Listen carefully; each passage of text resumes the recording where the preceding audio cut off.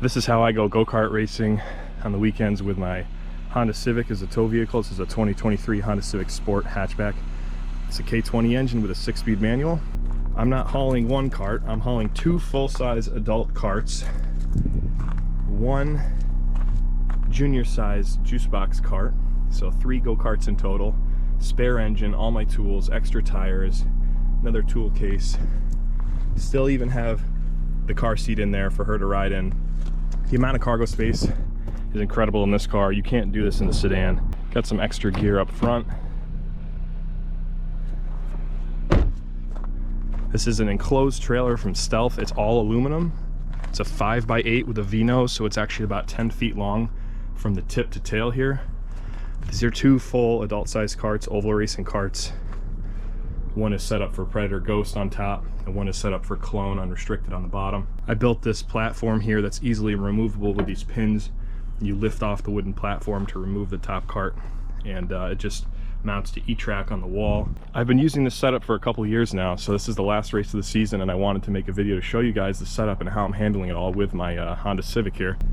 So the specs on the trailer say that the GVWR is 2200. Of course, the sticker's a little blown off, but I have a replacement sticker inside for it. But this is what's important here. It says the weight of the cargo should never exceed 1460. So that is just saying from the manufacturer that this trailer is about 740 pounds empty. I did want to be extra sure how much weight I was pulling, so I did scale this with 2 scales on the rear and 1 on the tongue.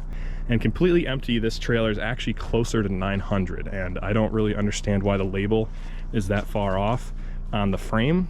This trailer does have a couple additional options, so maybe that sticker is just for the base model trailer. This is about an 8-inch taller ceiling height. I can almost stand up in there fully at 6'2", and it's got the side door option. Without the side door, I would not be able to get the cart stands in here. So I have 2 full-size adult cart stands in here, folded up, of course, strapped down, and then the 2 carts themselves are right behind it, making the most space as I can out of the 5x8 trailer.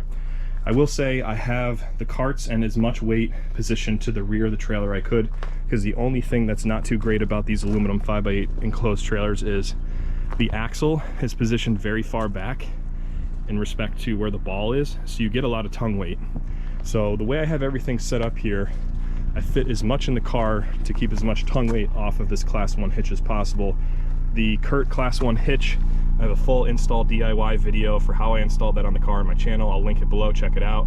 As well as the trailer wiring. This is fully hooked up for trailer lights.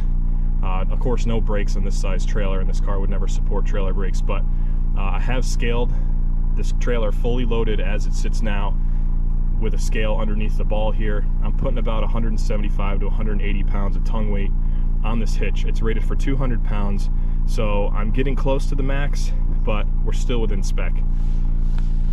The specific receiver I'm using here is a 2-inch ball for this size trailer. Kurt 2 5/8 inch rise, and then the ball is mounted upside down on it, obviously. This still has the Civic maintain a pretty decent level when I'm going down the road. This is fully loaded right now, and it's about flush with the rear tire. I will say the only way I can pull this off is because I swapped the SI rear springs and shocks on this car, which are over twice as stiff as the factory sport suspension. So if you have the sport suspension and you know, I put my daughter in the back and all these tools and the tongue weight, you'd probably be an inch lower in the rear and probably be close to hitting the bump stops. So the SI springs give this rear end the support it needs to stay somewhat level when going down the road. All right, so here's everything fully loaded up and leveled. We're about to head out. I'll do a little POV drive, similar to the last towing review I did with my quad on the open trailer, as you see over there. This is definitely pushing the Civic. The trailer with the 2 go-karts, each go-kart weighs about 160 pounds, and with the stands and everything in there, I'm estimating I have about 400 pounds added to the trailer. So I'm guessing about 1,300 pound trailer with 180 pound tongue weight on the Civic. That's probably loaded with 350 pounds of gear and myself in the car.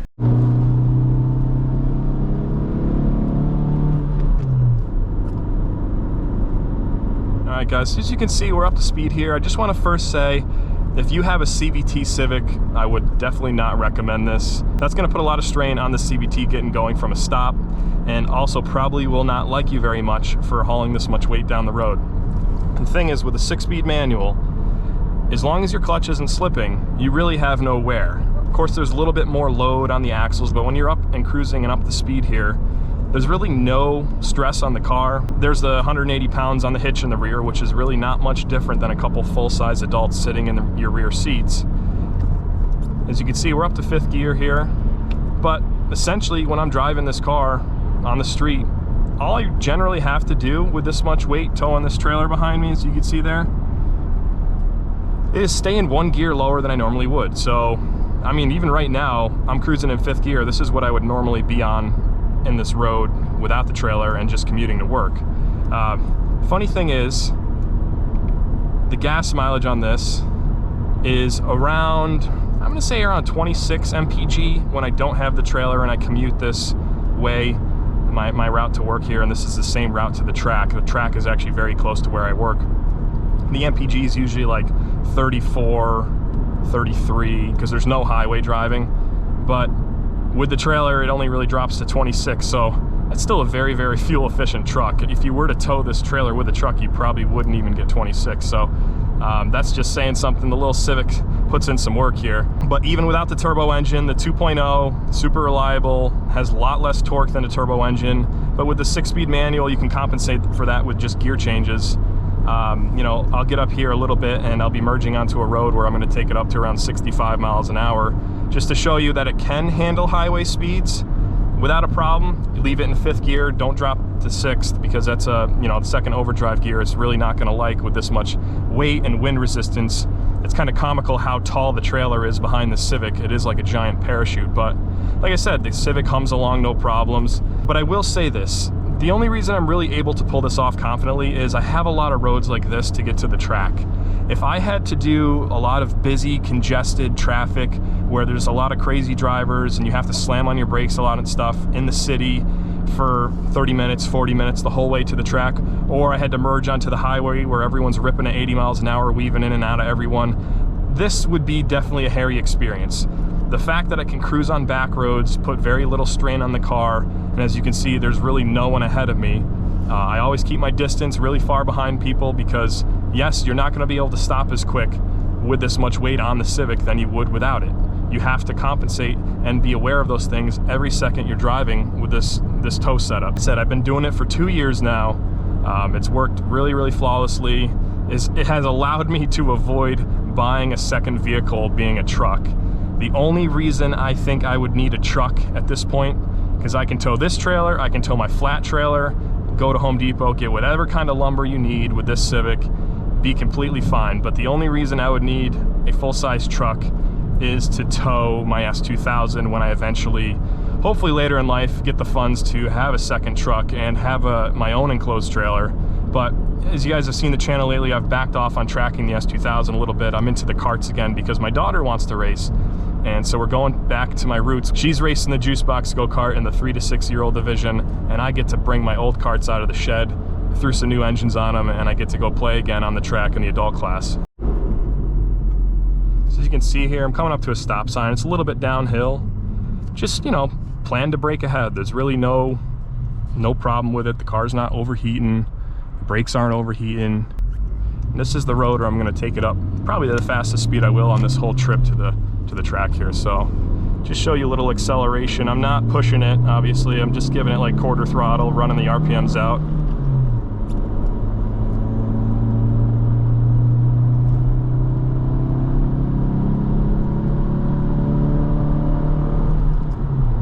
This is 4th gear at 60.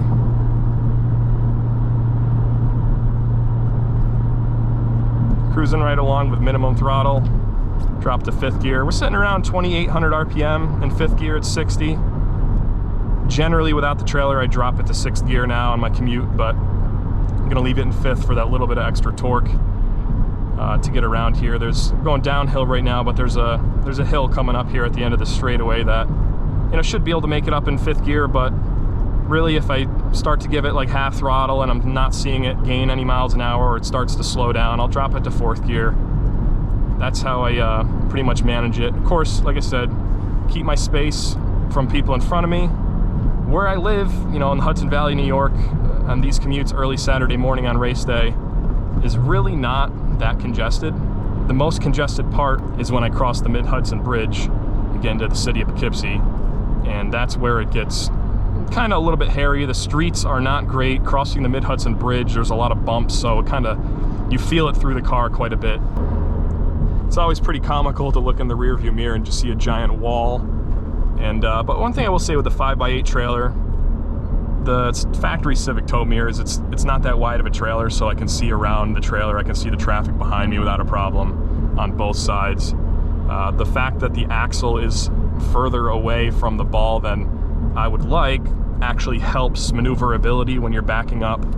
And I will say the backup camera, even though it's not the highest quality and people complain about it, it comes in so clutch when aligning the ball to the trailer when I'm reversing. I pretty much get it every single time on my first try. The most annoying part about this car and hooking up the trailer is the fact that every time you think you're close, you gotta pop the electric emergency park brake on and leave it in neutral and run back there to check. And then once you if you have to make a small adjustment and position your car, you know, a ½ inch left, right, backwards or forwards, you gotta unengage the electric park brake, and then you don't have the manual brake to like hold yourself steady. You gotta 2-foot it. So you gotta 2-foot it, like tap the brakes and then be coming off the clutch at idle to make tiny adjustments and then put the electric park brake on.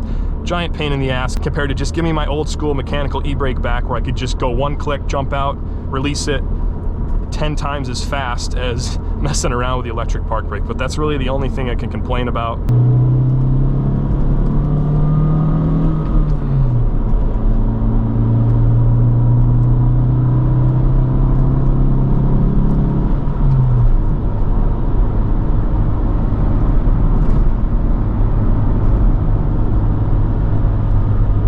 This right here is probably the hardest the car has to work the entire trip. I'm going up a decently steep hill.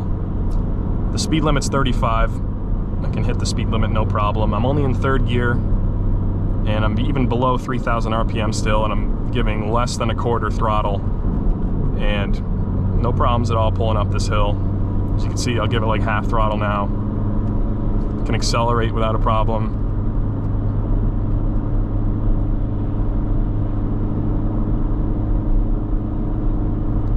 Now I'm going to be coming back down on the other side.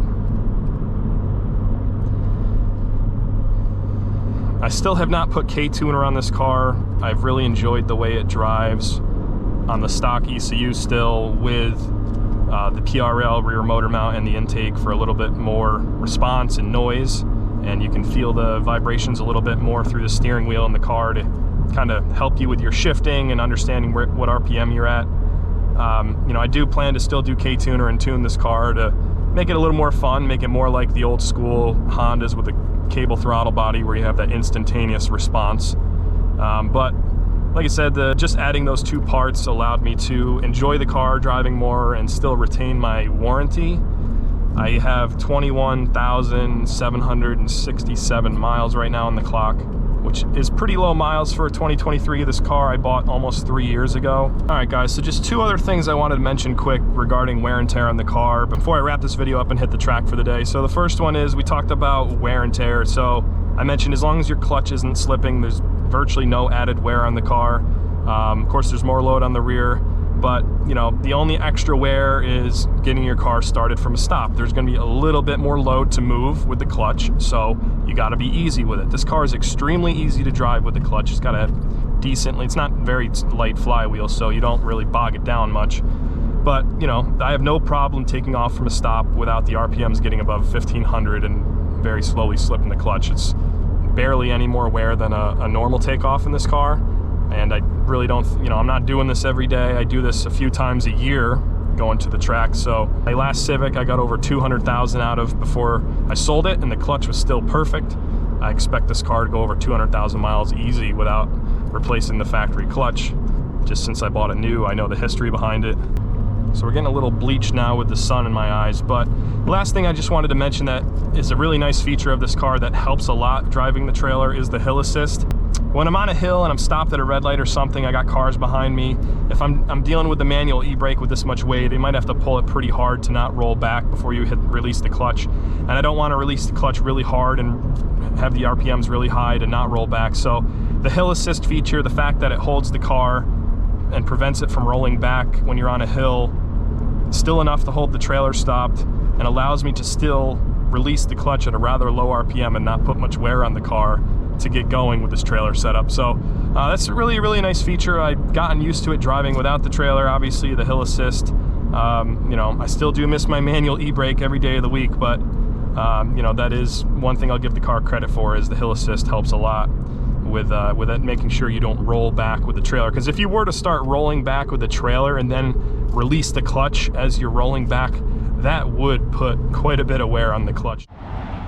All right, guys, thanks for watching. I think I'm gonna wrap the video up here. Let me know in the comments below what you guys think of this setup, and let me know if you've seen a more versatile use of a Honda Civic before. I think this is up there. So what I'll do now is I'll show some clips of me unloading at the track, setting up for the family race day, and show a couple clips of racing at the track. Hope you guys enjoyed the video. I'll see you in the next one.